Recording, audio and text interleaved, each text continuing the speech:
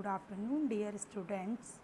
जैसा आपको पता ही है, हमने पिछली कक्षा में पाठ्यक्रम के मूल्यांकन के विषय में विस्तारपूर्वक अध्ययन किया था। ओके, तो आज हम जिसके बारे में अध्ययन करेंगे वो भी पाठ्यक्रम में मूल्यांकन का ही है। हमारा टॉपिक उसी से संबंधित है।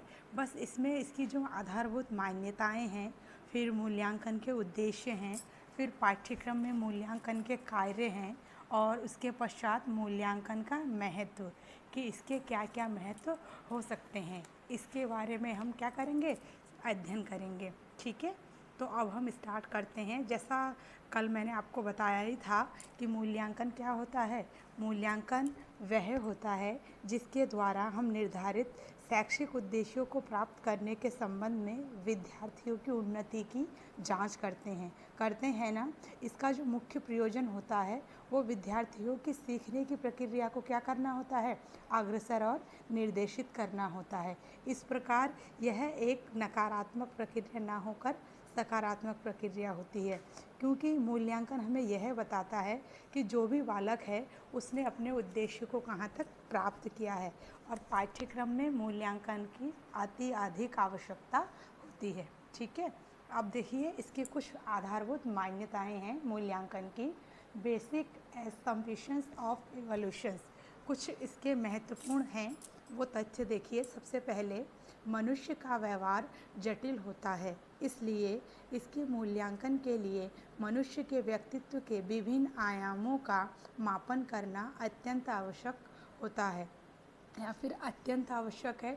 जो भी मनुष्य का व्यवहार होता है वो कैसा होता है, कठिन होता है ना, या फिर हर मनुष्य का व्यवहार अलग अलग होता है। इसके लिए हमें विभिन्न अप्रोचेस की सहायता से क्या करना चाहिए, उनका मापन करना चाहिए। नेक्स्ट सेकंड पॉइंट है, शिक्षा का अर्थ बालक के व्यवहार के अपेक्षित व्यवहारिक परिवर्तन लाना होता है, जिसके लिए मूल्यांकन आवश्यक होता है। जो शिक्षा होती है उसके द्वारा क्या करते हैं, हम बालक के व्यवहार में अपेक्षित परिवर्तन लाते हैं, और हम मूल्यांकन के द्वारा ही ये स्पष्ट होता है, और मूल्यांकन की सहायता से ही हम ये कार्य कर सकते हैं। बिना मूल्यांकन के हम ये ज्ञात नहीं कर सकते कि उसका कितना व्यवहार परिवर्तन हुआ है और कितना नहीं। थर्ड पॉइंट है, उद्देश्यों की प्राप्ति की सीमा को केवल मूल्यांकन के द्वारा ही मापा जा सकता है, कि किसी बालक ने निर्धारित उद्देश्यों को कितना प्राप्त किया है। जो भी हमारे उद्देश्य होते हैं उसकी सीमा को हम किसके द्वारा माप सकते हैं, मूल्यांकन के द्वारा, कि बालक ने जो भी अपने निर्धारित उद्देश्य है उसको उन्होंने कहाँ तक प्राप्त किया है और कितना प्राप्त करने में सफल रहे हैं। फोर्थ पॉइंट है, मूल्यांकन करते समय सावधानी बरतनी चाहिए।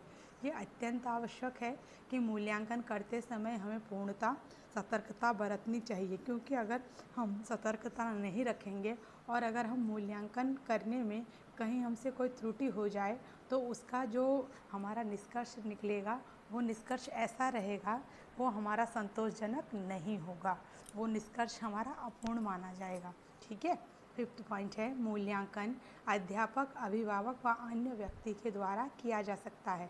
जो एवोल्यूशंस है वो किसी के द्वारा भी हो सकता है, उसमें टीचर्स, पेरेंट्स और जो अदर पर्सन्स होते हैं वो भी कर सकते हैं, लेकिन तब कर सकते हैं जब उन्हें यह ज्ञात करना होता है कि उनके द्वारा पाठ्य सामग्री तथा शिक्षण विधियों में कितनी सुधार लाने की आवश्यकता है, जिसके द्वारा उनके व्यवहार में परिवर्तन लाया जा सकता है। ओके, अब बात करते हैं मूल्यांकन के उद्देश्य की, पर्पस ऑफ एवोल्यूशंस। जो इसके उद्देश्य हैं वो कौन कौन से हैं। सबसे फर्स्ट है, इसका प्रमुख उद्देश्य विद्यार्थियों का मूल्यांकन कर उनका वर्गीकरण करना है। जो इसका मेन और सबसे इम्पॉर्टेंट पॉइंट है वो है कि विद्यार्थियों का जो मूल्यांकन करते हैं उसका हमें क्या करना होता है, वर्गीकरण करना। हम वर्गीकृत कर सकते हैं कि कौन से विद्यार्थियों की कितनी क्षमता है और वह कितना अपनी कार्य को करने में समर्थ है। नेक्स्ट पॉइंट है, मूल्यांकन के द्वारा विद्यार्थियों या बालकों के व्यवहार में वांछित परिवर्तन लाना है। जो बालकों के व्यवहार या विद्यार्थी के व्यवहार में परिवर्तन आता है वो मूल्यांकन के द्वारा ही आता है ना। थर्ड पॉइंट है, मूल्यांकन के द्वारा पाठ्यक्रम में संशोधन किया जा सकता है। जब हम मूल्यांकन करते हैं तो हमें यह भी ज्ञात हो जाता है कि पाठ्यक्रम में हमने जो भी शिक्षण विधियाँ, पाठ्य सामग्री इसका प्रयोग किया था वो कहाँ तक सफल है और कहाँ तक असफल है। अगर पाठ्यक्रम में कोई ऐसी त्रुटि रह जाती है तो मूल्यांकन के पश्चात हम उस त्रुटि का क्या कर सकते हैं, सुधार कर सकते हैं और नवीन रूप से पाठ्यक्रम का निर्माण कर सकते हैं, जिससे बालक का सर्वांगीण विकास हो सकता है। फोर्थ पॉइंट है, मूल्यांकन के द्वारा या विद्यार्थियों की उद्देश्यों की सीमा को निर्धारित करता है, या फिर मूल्यांकन विद्यार्थी ने जो भी उसके उद्देश्य होते हैं उन उद्देश्यों को क्या करता है, वो एकदम एक सीमा में, लिमिटेशंस में वो निर्धारित करता है कि हाँ, मुझे अपने उद्देश्य की प्राप्ति करनी है और मुझे इस प्रकार इस कार्य को करना है। ओके। फिफ्थ पॉइंट है, मूल्यांकन शिक्षण विधियों की उपयुक्तता की जांच करता है। जो मूल्यांकन है उसके द्वारा हम टीचिंग मेथड्स, जो भी टीचिंग मेथड्स का यूज़ करते हैं, हम टीचिंग में करते हैं ना, अलग अलग टीचिंग मेथड्स से हम क्या करते हैं, टीच करते हैं, तो उसके लिए ये इवोल्यूशंस वही यह जांच करता है कि शिक्षण विधियाँ कितनी उपयुक्त हुई है और कितनी उपयुक्त नहीं हुई है। इसके बाद हम इसके बारे में डिस्कस करेंगे, फंक्शंस ऑफ इवोल्यूशंस, मूल्यांकन के कार्य, जो इसके कार्य बताए गए हैं, क्योंकि कार्य भी हैं वो इसके क्या है, कार्य के बिना मूल्यांकन की जो गतिविधियां हैं वो सफल नहीं हो पाती है। ठीक है, अब देखिए मूल्यांकन के कार्य। नंबर 1, यह बालक की योग्यताओं, क्षमताओं, रुचियों आदि का पता लगाने में सहायक होता है। जो मूल्यांकन होती है उसके द्वारा क्या करते हैं हम, बालक की जो योग्यताएं, क्षमताएं, रुचि, अभिवृत्ति, इनमें हम यह ज्ञात कर सकते हैं कि वो कितना उस कार्य को करने में और कितना ना करने में क्या है, सफल हैं और कितना असफल हैं। यह हमें किसके द्वारा पता चलता है, मूल्यांकन के द्वारा। सेकंड पॉइंट, इन्हीं योग्यताओं, क्षमताओं, रुचियों के आधार पर बालक के भविष्य का निर्माण किया जाता है।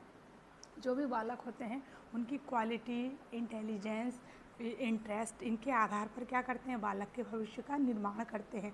क्योंकि जिस विषय को सीखने में उनकी इच्छा, रुचि और योग्यता नहीं होगी, उस विषय को वो क्या करेंगे, अच्छे से अपने अंदर धारण नहीं करेंगे तथा उनका भविष्य भी अच्छा नहीं क्या होगा, सफल हो सकेगा। भविष्य में जो भी वो गतिविधियाँ करेंगे उसमें वह असफल रहेंगे। अतः उनकी योग्यता और रुचियों के आधार पर ही क्या करते हैं, मूल्यांकन के द्वारा ही हम उनके भविष्य का निर्माण भी कर सकते हैं। फिर थर्ड पॉइंट है, मूल्यांकन का कार्य उपकरणों में सुधार व परिवर्तन होता है।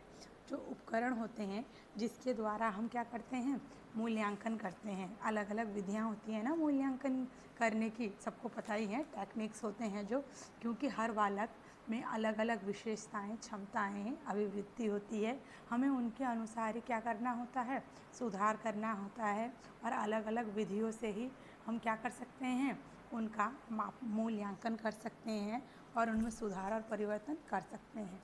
फोर्थ पॉइंट है, वह पाठ्यक्रम में सुधार लाता है। जो मूल्यांकन है इसके द्वारा ही हम पाठ्यक्रम में सुधार ला सकते हैं, क्योंकि इसके द्वारा हमें यह ज्ञात होता है कि पाठ्यक्रम में जो भी विषय वस्तु रखे गए हैं और जो भी शिक्षण विधियों का प्रयोग किया जाएगा वहाँ कहाँ तक कक्षा में सार्थक है और कहाँ तक सार्थक नहीं है। यह भी किसके द्वारा ज्ञात होता है, मूल्यांकन के द्वारा। फिफ्थ पॉइंट है, इसके द्वारा परीक्षण प्रणाली का विश्वसनीय व वैध बनाया जा सकता है। जो भी हम परीक्षण प्रणाली का यूज़ करते हैं उसमें हम रिलायबल और वैलिड कर सकते हैं, किसके द्वारा, एवोल्यूशंस के द्वारा, क्योंकि जो इसके कार्य चलेंगे वो सीक्वेंस में ही चलेंगे। लेकिन यह भी देखा जाएगा कि जो भी हम सिस्टम्स के यूज़ कर रहे हैं वो सिस्टम्स हमारे कैसे हैं, टेस्ट सिस्टम्स हमारे रिलायबल है या फिर उसमें वैलिडिटी है या नहीं है, और रिलायबिलिटी है, वैलिडिटी है, तो हम किसके द्वारा कर सकते हैं, वो इवोल्यूशंस के द्वारा ही कर सकते हैं। ओके, ये थे हमारे functions of evolutions. Next point है हमारा मूल्यांकन का महत्व, ये इम्पॉर्टेंस ऑफ इवोल्यूशंस। अब इसके कार्य हो गए, इसके उद्देश्य हो गए और इसके आधारभूत मान्यताएं हो गई। अब हम बात करेंगे किसकी, मूल्यांकन के महत्व की, क्यों इसका क्या महत्व है। जो बालक होते हैं, सबसे पहला पॉइंट है बालक में निहित योग्यताओं के संबंध में जानकारी। जो शिक्षा का महत्वपूर्ण कार्य होता है, क्या होता है? बालक का सर्वांगीण विकास करना, और इसके लिए बालक के मानसिक विकास को करने के लिए हम क्या करते हैं? उसके ज्ञान, बोध, प्रयोग, विश्लेषण, संश्लेषण आदि क्रियाओं का विकास करते हैं। इसके अभाव में क्या होता है? बालक का मानसिक विकास संभव नहीं हो पाता। सेकंड पॉइंट है उद्देश्य प्राप्ति की सीमा के संबंध में जानकारी।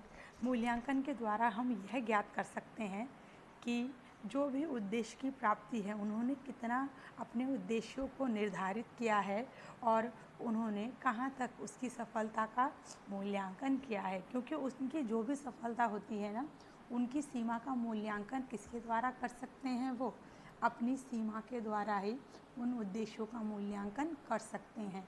ठीक है। से थर्ड पॉइंट है विद्यार्थियों की उपलब्धि के संबंध में जानकारी। जो मूल्यांकन होता है ना, उसकी प्रक्रिया के द्वारा ही क्या कर सकते हैं? हम विद्यार्थियों की उपलब्धियों की जानकारी प्राप्त कर सकते हैं।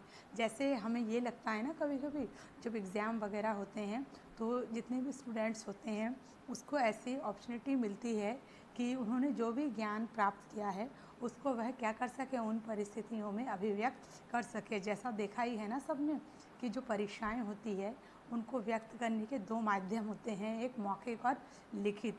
दोनों ही क्या कर सकते हैं? हम दोनों को ही मूल्यांकन प्रक्रिया का आधार बना सकते हैं।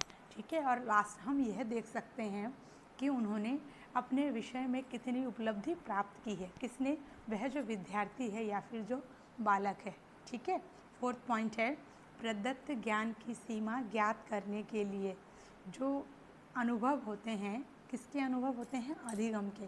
जब हम किसी भी चीज़ को सीखते हैं तो उनकी दृष्टि से जब हम क्या करते हैं? उन अनुभवों को ट्रांसफ़र करते हैं या फिर कहीं पर हमें उसके अनुसार कार्य करना होता है, तो हमें उसके लिए प्रदत्त, जिसको हम डाटा कहते हैं, ज्ञान की सीमा की जानकारी क्या होती है? चाहिए होती है।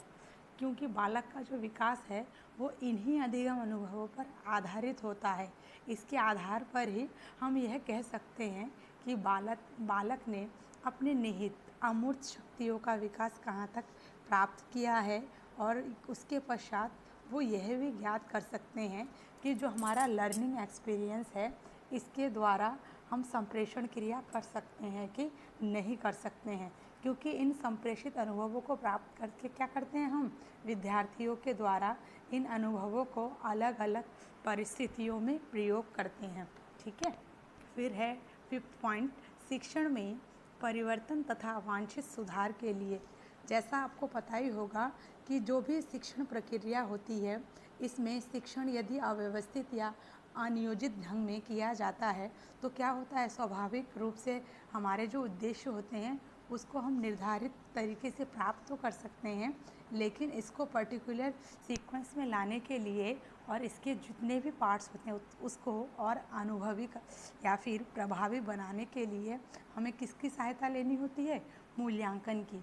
क्योंकि मूल्यांकन के द्वारा ही इन अंगों की प्रभावशीलता के संबंध में हम यह ज्ञात कर सकते हैं कि इन्होंने कितने कार्यों को संपन्न किया है और कितने कार्य को नहीं किया है। जैसे अगर कोई शिक्षण संबंधी कार्य कर रहे हैं, उनमें किसी प्रकार के परिवर्तन की आवश्यकता है या फिर नहीं है। अगर है तो हम उन आवश्यकता के अनुसार वांछित परिवर्तन कर उन्हें क्या कर सकते हैं? पुनः व्यवस्थित करके उनमें सुधार कर सकते हैं। 6 पॉइंट है बालकों को प्रेरित करने तथा निर्देशन प्रदान करने हेतु। जो भी बालक होते हैं उनको हमें क्या करना चाहिए? प्रेरित करना चाहिए, मोटिवेट करना चाहिए और उन्हें इस प्रकार से निर्देशन देना चाहिए, उनकी हेल्प करनी चाहिए। एक प्रकार से कह सकते हैं कि जो भी विद्यार्थी होते हैं उनको क्या करते हैं? सफल घोषित करते हैं। उसके पश्चात उस विद्यार्थी की सभी प्रशंसा भी करते हैं और विद्यालयों के अभिभावक या फिर विद्यालय के जितने भी सदस्य होते हैं उन्हें पुरस्कृत करते हैं। कहते हैं ना कि उसको सकारात्मक क्या मिला है? पुनर्बलन मिला है, जिससे वो विद्यार्थी क्या होते हैं? अधिगम की दिशा में तीव्र गति से क्या करने लगते हैं? प्रगति करने लगते हैं, है ना। और बालक को यह साथ ही साथ वह अपना किसी भी क्षेत्र में कार्य करने में क्या होता है? पूरी इच्छा के साथ सक्रिय रूप से उस कार्य को करने के लिए तत्पर रहता है। और हम ये भी कर सकते हैं कि जो भी हमें गतिविधियाँ करनी होती हैं वो हम मूल्यांकन के आधार पर ही करते हैं, और इससे हमें यह भी ज्ञात होता है कि बालक को किस प्रकार से उसका सर्वांगीण विकास करना है, साथ ही साथ उसे सही दिशा निर्देश भी देना है। यह सब किसके द्वारा संभव होता है? हमारा मूल्यांकन के द्वारा ही संभव होता है। ठीक है, ओके, थैंक यू क्लास।